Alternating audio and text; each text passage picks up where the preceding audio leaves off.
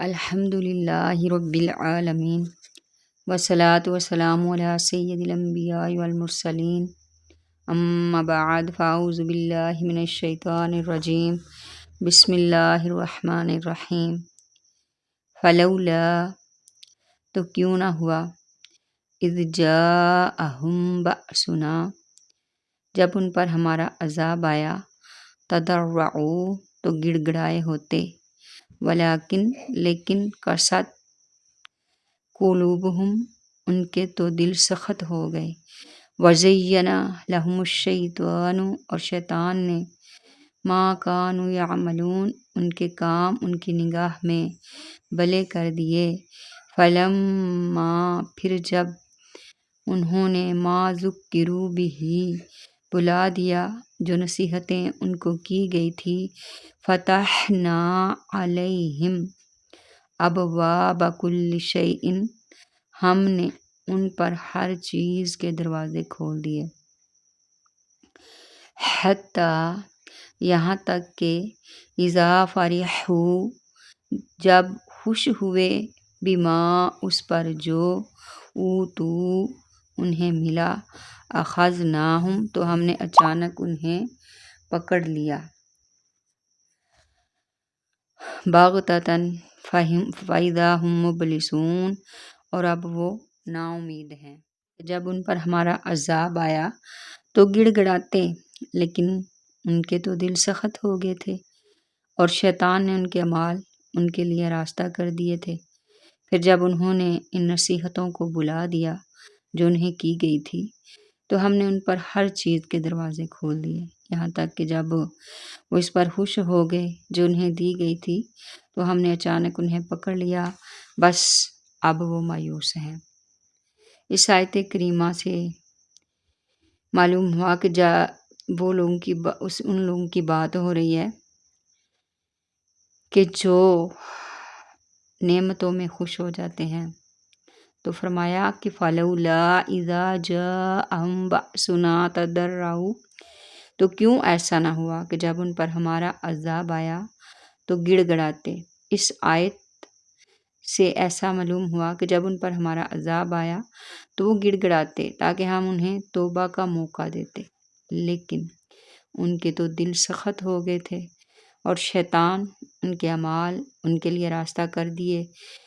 پھر جب انہوں نے ان نصیحتوں کو بلا دیا جو انہیں کی گئی تھی اور وہ کسی طرح نصیحت قبول کرنے کی طرف نہ آئے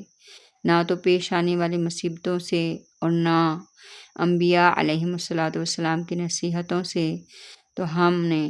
ان پر ہر چیز یعنی صحت و سلامت اور وسعت رزق و عیش وغیرہ کے دروازے کھول دیے یہاں تک کہ جب وہ اس عیش و عشرت پر خوش ہو گئے اور اپنے آپ کو اس کا مستحق سمجھنے لگے اور قارون کی طرح تکبر کرنے لگے تو ہم نے اچانک انہیں پکڑ لیا اور انہیں مبتلا عذاب کر دیا اور اب وہ ہر بلائی سے مایوس ہیں۔ اللہ تبارک و تعالیٰ کی نعمت پر خوش ہونا اگر فخر سے ہے تکبر سے ہے اور شیخی کے طور پر ہے تو یہ بہت برا ہے اور یہ کافروں کا منافقوں کا نافرمانوں کا طریقہ ہے اور اگر شکر کے طور پر ہو تو بہتر ہے اور یہ فرما برداروں کا نیکوں کاروں کا صالحین کا انبیاء کرام کا طریقہ ہے بلکہ حکم الہی ہے۔ اللہ تعالیٰ قرآن پاک میں ایک دوسرے مقام پر ارشاد فرماتا ہے وَأَمَّا بِنِعْمَتِ رَبِّكَ فَحَدِّثْ اور اپنے رب کی نعمت کا خوب چرچا کرو ذکر کرو اپنے رب کی نعمتوں کو یاد کرو اور پھر دوسرے مقام پہ فرمایا قُلْ بِفَضْلِ اللَّهِ وَبِرَحْمَتِهِ فَبِذَلِكَ فَلْيَفْرَحُوا تم فرماؤ اللہ کے فضل اور اس کی رحمت پر ہی خوشی منانی چاہیے۔ کفر اور گناہوں کے باوجود دنیاوی راحتیں ملنا دراصل اللہ تعالیٰ کی طرف سے ڈیل ہے، اور اس کا غضب و عذاب ہے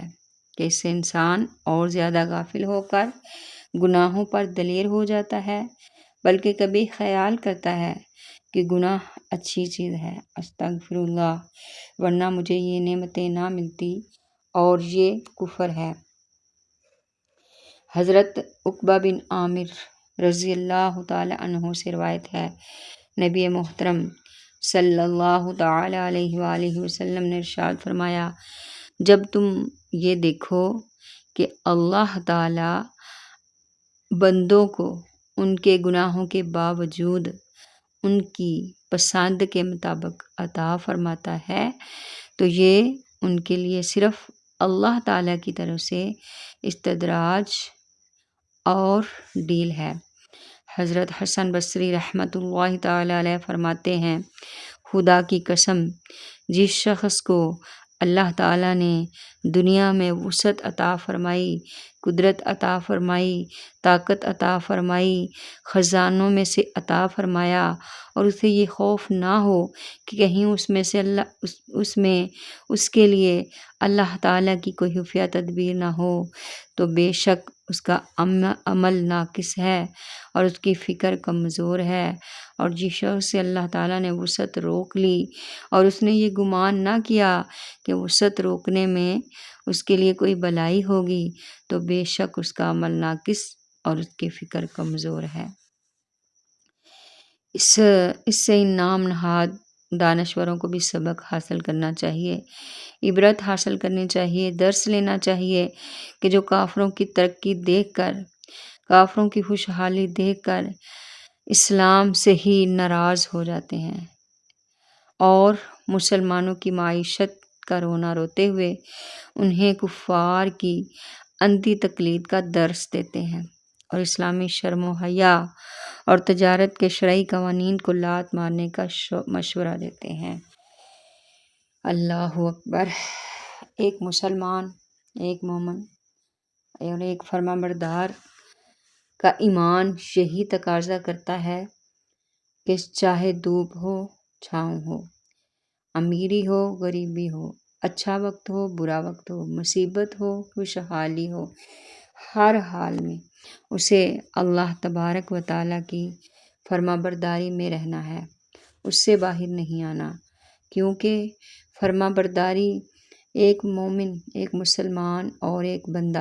بندے کا مطلب ہوتا ہے غلام کا کام یہی ہوتا ہے کہ مالک اس کو جس حال میں رکھے اس نے اسی حال میں راضی رہنا ہوتا ہے۔ تو یہ دنیا چاند روزہ ہے، اس میں ہم آسائشوں کے لیے نہیں آئے بلکہ اللہ تبارک و تعالیٰ کی بندگی، عبادت اور اس کی فرما برداری کے لیے آئے ہیں، اور پھر ہمیشہ ہمیشہ قیامت کے بعد آخرت میں رہنا ہے۔